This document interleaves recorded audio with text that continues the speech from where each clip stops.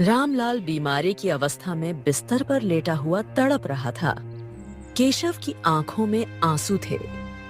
केशव, केशव बेटा, बरसों से एक रहस्य मैंने अपने सीने में दबा रखा था। अब मेरा अंतिम समय आ गया है। मैं चाहता हूं कि अब उस रहस्य का खुलासा कर दिया जाए। ये सुनकर केशव बुरी तरह से रोने लगा। नहीं पिताजी नहीं, अभी आप बहुत वर्ष जिएंगे।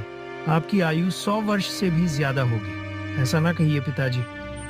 नहीं केशव, मुझे एहसास हो गया है कि अब मैं अधिक समय तक इस संसार में नहीं रहूंगा। मैं तुम्हें बताना चाहता हूं कि तुम कौन हो, और यह भी बताना चाहता हूं कि क्यों गांव के लोग तुमसे बात नहीं करते और कोई भी तुम्हारा मित्र नहीं बनता। मेरी बात ध्यान से सुनो। रामलाल इतना कह ही पाया था कि तभी उसे तेज खांसी हुई और उसने दम तोड़ दिया। पिताजी पिताजी नहीं नहीं पिताजी, आपके सिवा मेरा इस संसार में था ही कौन। अरे गांव में तो कोई मुझसे बात तक नहीं करता, कोई दोस्त नहीं बनाता, लेकिन इसके बाद भी मैंने कभी अकेलापन महसूस नहीं किया। पिताजी आज सही मायनों में मैं अकेला हो गया। इतना कहकर केशव रामलाल को पकड़कर फूट फूट कर रोने लगा। कुछ देर बाद केशव ने अपने पिता रामलाल का अंतिम संस्कार कर दिया। केशव घर पर अकेला बैठा उदासी में डूबा हुआ था। पिताजी तो छोड़कर चले गए। जो थोड़ा बहुत धन था वो भी अब खत्म हो गया। अब मुझे कोई काम धंधा ढूंढना चाहिए। जब तक पिताजी जीवित थे उन्होंने मुझे कोई काम करने ही नहीं दिया। इतना सोचकर केशव गांव के मुखिया के पास गया, जिसके पास गांव के कई खेत थे। अरे अरे, तू अंदर कैसे आ गया? अरे कहाँ घुसा चला आ रहा है? अरे तू है कौन? प्रणाम मुखिया जी, मैं आपसे मदद मांगने आया हूँ। अरे तू पहले मेरे घर से बाहर निकल। चल बाहर निकल, उसके बाद अपनी समस्या बताना। अरे बाहर तो निकल पहले। केशव चुपचाप बाहर आ गया। कुछ ही क्षणों बाद मुखिया बाहर आया। चल जल्दी बोल, यहाँ काहे के लिए आया है? मुखिया जी, आप तो जानते ही हैं कि मेरे पिताजी रामलाल कुछ दिन पहले स्वर्ग सिधार गए। जब तक जीवित थे तब तक मुझे काम करने की आवश्यकता नहीं पड़ी, और सच तो यह है कि उन्होंने कभी भी मुझे कोई काम करने ही नहीं दिया। अब घर का सारा धन खत्म हो चुका है, अनाज भी नहीं बचा।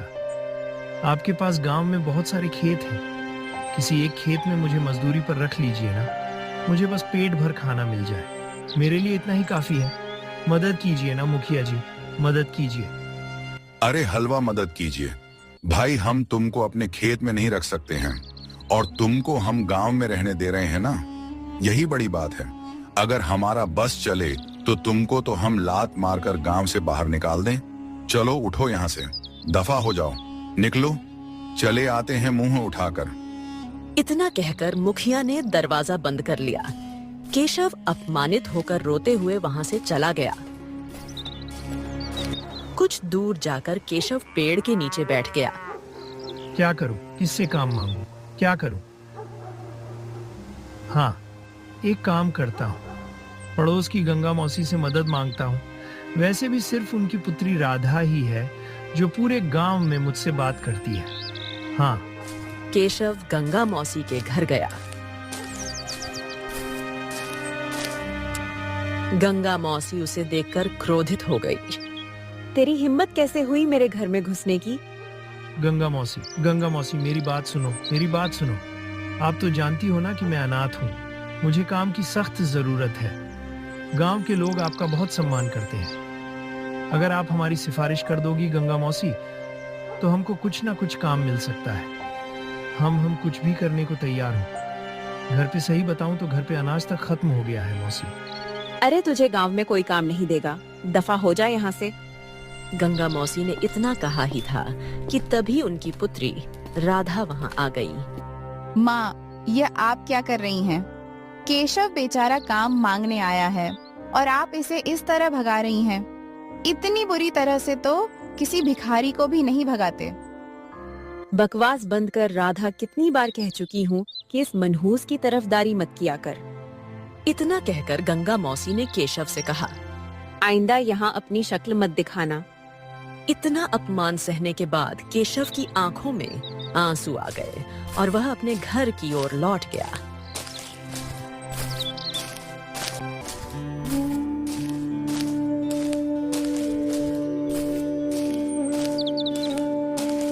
केशव घर आकर फूट फूट कर रोने लगा।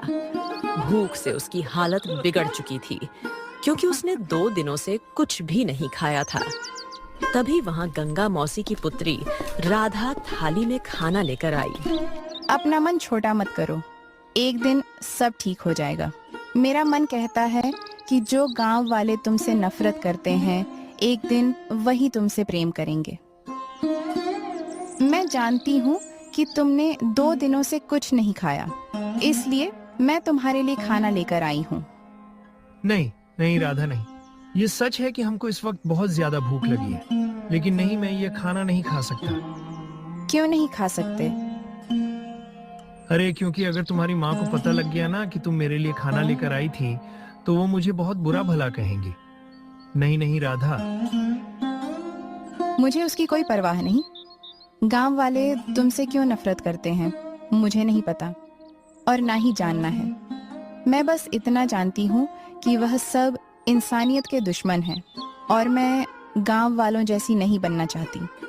अगर तुम मेरा जरा भी सम्मान करते हो तो यह खाना खाओ। केशव राधा का मन रखने के लिए खाने लगा। हे राधा, देखो, तुम हमारे लिए रोज रोज खाना नहीं ला सकती हो। मैं काम करना चाहता हूँ, लेकिन गांव में कोई मुझको काम देना ही नहीं चाहता। क्या करूँ मैं? तो तुम एक काम क्यों नहीं करते? जंगल से लकड़ियां काट कर बाजार में बेच सकते हो।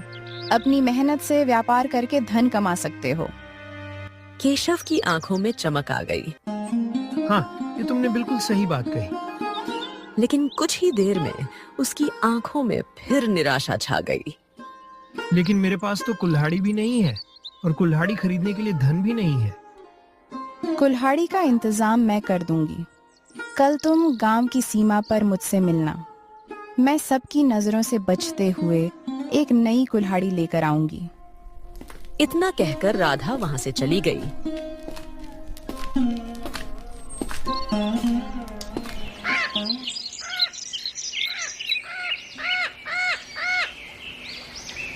अगले दिन केशव गांव की सीमा पर पहुंचा और राधा का इंतजार करने लगा। तभी उसकी नजर सीमा के पास खड़ी एक पुरानी आलीशान हवेली पर पड़ी जो वर्षों से वीरान थी। केशव उसे गौर से देखने लगा। तभी राधा वहां आ गई।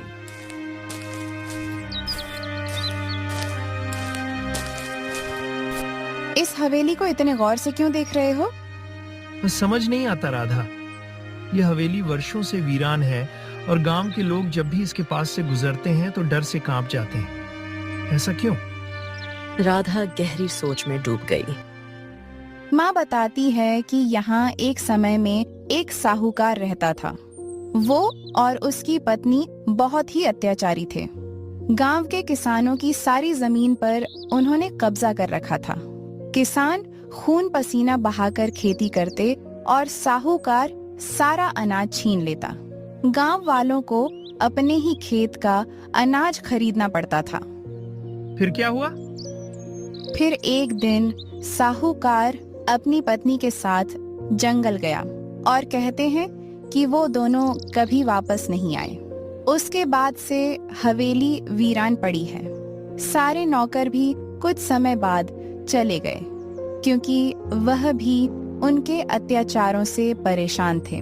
खैर, इन बातों को छोड़ो, यह कुल्हाड़ी रखो। भगवान का नाम लेकर नया काम शुरू करो। इतना कहकर राधा वहां से चली गई।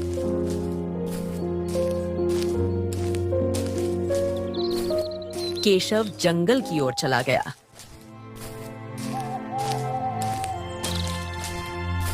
वो अच्छी लकड़ियों की तलाश करते करते घने जंगल के भीतर पहुंच गया।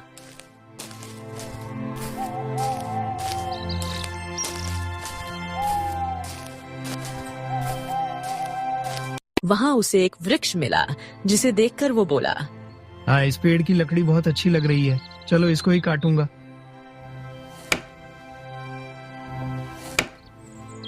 लकड़ी काटते वक्त उसका पैर से टकरा गया और खून निकलने लगा। अरे रे रे, ये क्या हुआ? कुल्हाड़ी चलाते चलाते अचानक से मेरा पैर इस पेड़ पर कैसे लग गया? ओ हो। तभी उसके कानों में एक आवाज गूंजी। लगता है तुम पहली बार लकड़ियां काटने आए हो। केशव इधर उधर देखने लगा, लेकिन उसे कोई दिखाई नहीं दिया। केशव ने जैसे ही ऊपर देखा, एक बंदर उसे घूर रहा था। अगले ही पल बंदर छलांग मारता हुआ उसके पास आ गया। हाँ, तुम्हारे पैर में तो बहुत ही खतरनाक चोट लगी है, रक्त भी बह रहा है। अगर इस पर जड़ी बूटी नहीं लगाई गई ना, तो यह जख्म नासूर बन सकता है। तुम रुको, मैं अभी लेकर आता हूँ। केशव डर गया। हाँ, हे भगवान, ये बंदर पर ये मनुष्यों की तरह बात कर रहा है। लगता है मैंने किसी राक्षसी वृक्ष पर कुल्हाड़ी चला दी है। अब यह राक्षस मुझे छोड़ेगा नहीं। हे भगवान, राम राम। अरे क्या राम राम राम राम हनुमान जी? हनुमान जी भी कहो, हनुमान जी भी बहुत मदद करते हैं। अच्छा, डरो मत, मैं कोई राक्षस वाक्षस नहीं हूँ। तुम यहीं रुको, मैं अभी आता हूँ। इतना कहकर बंदर झाड़ियों में गायब हो गया। कुछ देर बाद वो जड़ी बूटी लेकर लौट आया। हाँ, लो इसे अपने पैर पर लगाओ, रक्त बहना बंद हो जाएगा। अरे लगाओ भी, देखो मत, लगाओ। केशव ने जड़ी बूटी अपने घाव पर लगाई। तो तुम कौन हो? और तुम मनुष्यों की भाषा में बात कैसे कर रहे हो? क्या मैं किसी मायावी जंगल में आ गया हूँ? नहीं, ये कोई मायावी जंगल नहीं है। और जहां तक मेरी बात करने की बात है, तो समझ लो कि यह एक साधु का वरदान है। अब केशव का डर थोड़ा कम हो गया था। मेरा नाम केशव है। हो तो तुम्हारा नाम केशव है, लेकिन यह बताओ, तुम्हारे चेहरे पर इतनी उदासी क्यों है? क्या हो गया? वैसे तो मैं किसी को नहीं बताता, लेकिन जाने क्यों तुम्हें देखकर लगता है कि अपने मन की पीड़ा बांट लेनी चाहिए, शायद मन हल्का हो जाए। सुनो, बात यह है कि इतना कहकर केशव शुरू से लेकर अब तक की सारी घटना बंदर को बताने लगा।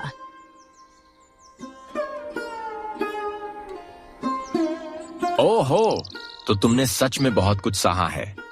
ये बताओ, गांव में तुमसे कोई बात नहीं करता, कोई तुम्हारी मदद नहीं करता, और कोई तुम्हारा दोस्त भी नहीं है। हाँ, मेरा कोई दोस्त नहीं है। तो चिंता क्यों करते हो? उदास मत हो, मुझसे दोस्ती करो, मुझे अपना दोस्त बना लो और मुझे अपने गांव ले चलो। क्या कहते हो? हाँ, ये बढ़िया उपाय है। लेकिन देखो, मैं तुम्हें ले तो चलूंगा, लेकिन अगर किसी ने तुम्हें बात करते हुए देख लिया, तो वह तो तुम्हें राक्षस समझेंगे ना, और मुझे भी नुकसान पहुंचा सकते हैं, क्योंकि वैसे भी वह मुझे पसंद तो करते नहीं है। जब भी कोई गांव वाला होगा ना, मैं तुमसे बात ही नहीं करूंगा, चुपचाप रहूंगा। हाँ, ये ठीक है। वैसे भी मेरा कोई दोस्त तो है नहीं। अगर तुम मेरे घर पर रहोगे तो मेरा समय भी कट जाएगा। हाँ, बिल्कुल, चलो। लेकिन चलो कैसे? पहले लकड़ियां तो काट लो, जिस काम के लिए आए थे वो तो करो। दोनों मुस्कुराते हैं। केशव लकड़ियां काटता है, गट्ठर बनाता है और सिर पर रखकर गांव की ओर चल देता है। बंदर उसके साथ चलता है। केशव गांव की सीमा पर पहुंचता है। गांव वाले उसे और उसके साथ चलते बंदर को देखकर हंसते हैं। अरे देखो भैया देखो, अब तो ये बंदर भी साथ ले आया है। यानी कि एक बंदर पहले था, अब दूसरा बंदर भी आ गया।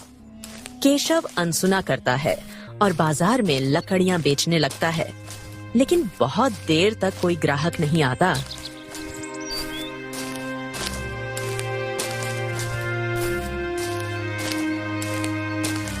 अरे अपनी लकड़ियां समेट और दूसरे गांव का रास्ता नाप।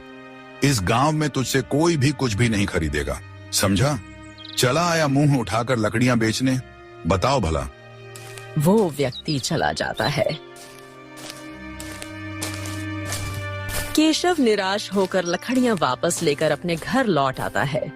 उसकी आंखों में आंसू हैं।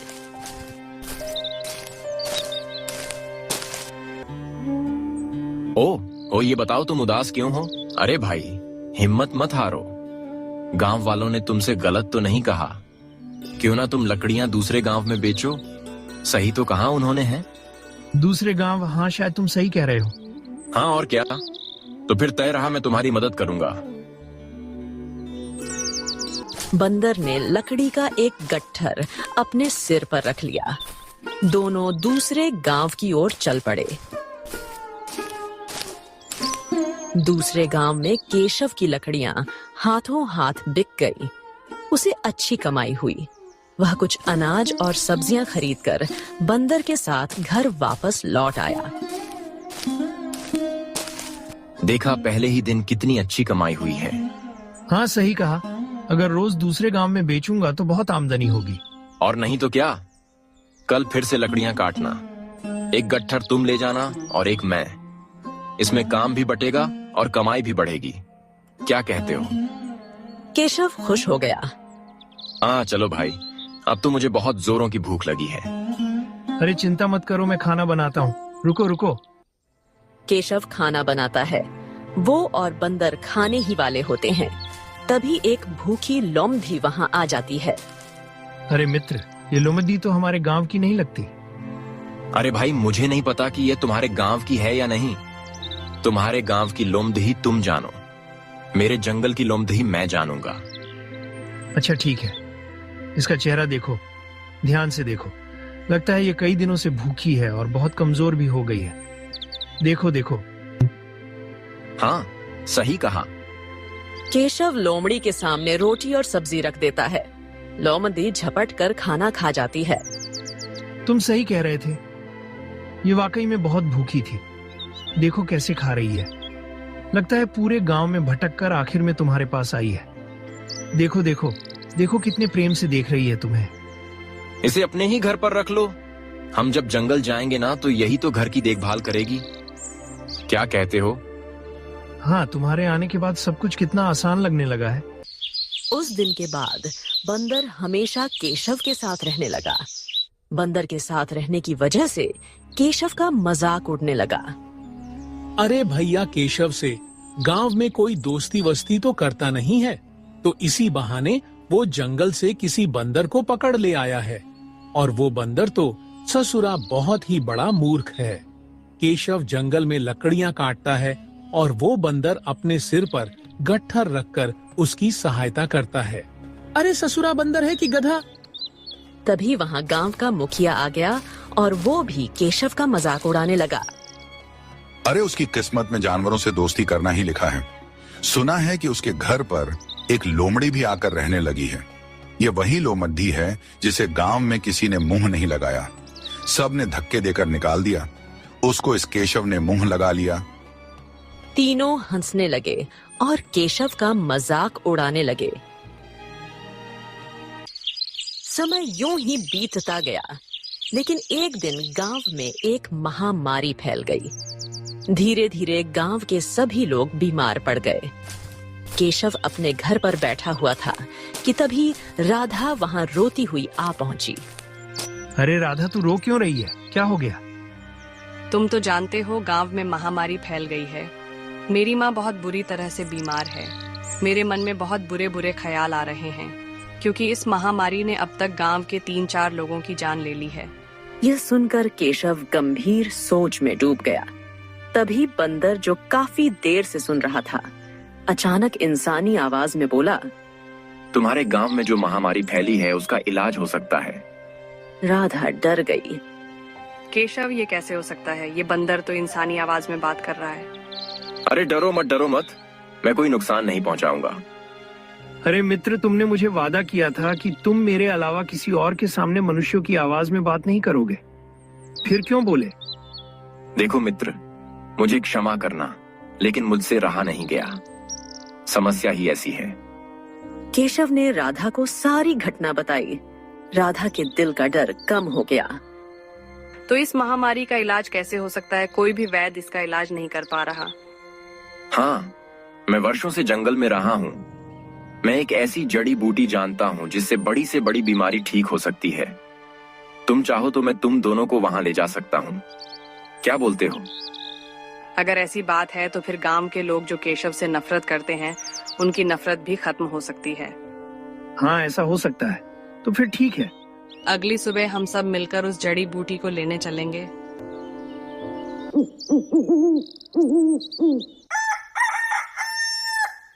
अगली सुबह राधा, केशव और बंदर जंगल की ओर निकल गए। बंदर उन्हें एक खास जगह पर ले गया और एक झाड़ी की ओर इशारा करते हुए बोला, ये देखो, ये झाड़ियां नहीं, जड़ी बूटियां हैं। इन्हें तोड़ लो और पत्थर से पीसकर गर्म पानी में मिलाकर बीमार लोगों को पिलाओ। उनकी बीमारी फुर्र हो जाएगी, यानी कि दूर हो जाएगी। राधा और केशव ने सभी जड़ी बूटियां तोड़ ली और गांव लौट आए। रात भर केशव ने मेहनत से सारी जड़ी बूटियां पीस लीं।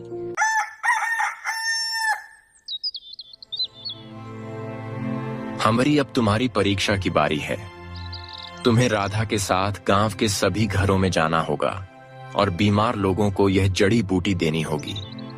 केशव गहरी सोच में डूब गया। अचानक उसके चेहरे पर क्रोध आ गया। अरे नहीं, मैं नहीं जाऊंगा।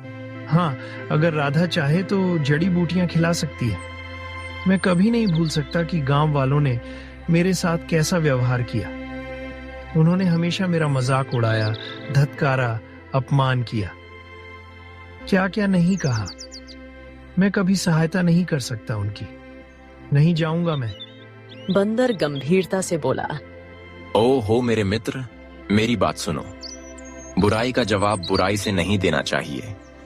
अगर आप चाहते हो कि किसी के मन में आपके लिए प्रेम जन्मे, तो आपको उसके लिए कोई भलाई का कार्य करना होगा। इंसानियत मनुष्य के अंदर से कभी भी खत्म नहीं होनी चाहिए। अगर गांव वालों ने इंसानियत नहीं दिखाई, तो क्या तुम भी अपने अंदर की इंसानियत खत्म कर दोगे? जिस इंसान के अंदर इंसानियत नहीं रहती, वह इंसान नहीं, राक्षस बन जाता है। बताओ, क्या तुम राक्षस बनोगे? बोलो। राधा की आंखों में आंसू आ गया। हो तो तुम बंदर, लेकिन बात बहुत गहराई की कहते हो। केशव की समझ में बात आ गई। वो राधा के साथ गांव के मुखिया के घर गया।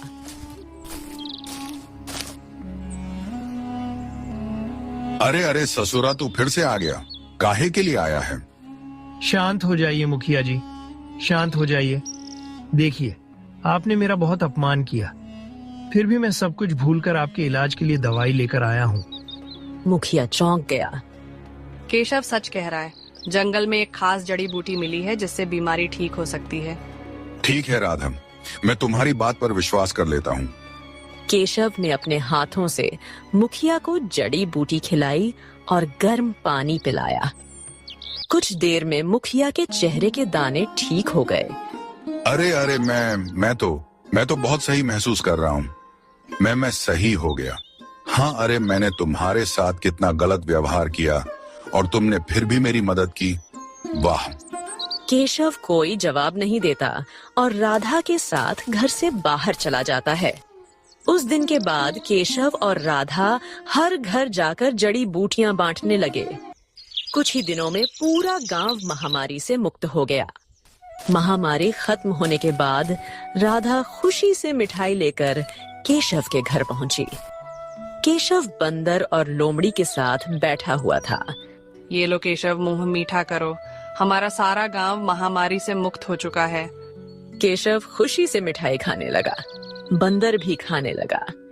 जानते हो ये मिठाई किसने बनाई है? मेरी माँ ने। यह सुनकर केशव चौंक गया। ओहो, तो फिर तुम ये मिठाई यहाँ पर लाई ही क्यों? अगर तुम्हारी माँ को पता चल गया ना, तो वो तुम पर बहुत गुस्सा करेंगे। यही तो खुशी की बात है।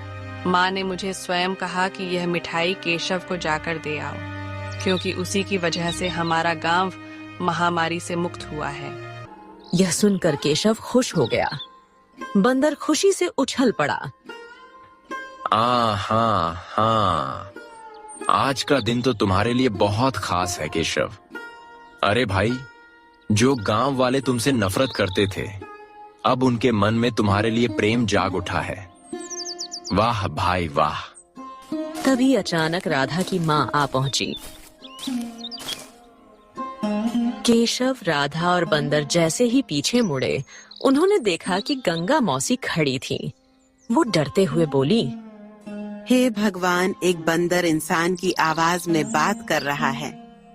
हमारी बात तो सुनिए। गंगा मौसी ने तुरंत राधा का हाथ खींचा। इधर आ। तुझे दिखाई नहीं दे रहा कि यह बंदर इंसानी आवाज में बोल रहा था? जरूर ये कोई राक्षस होगा।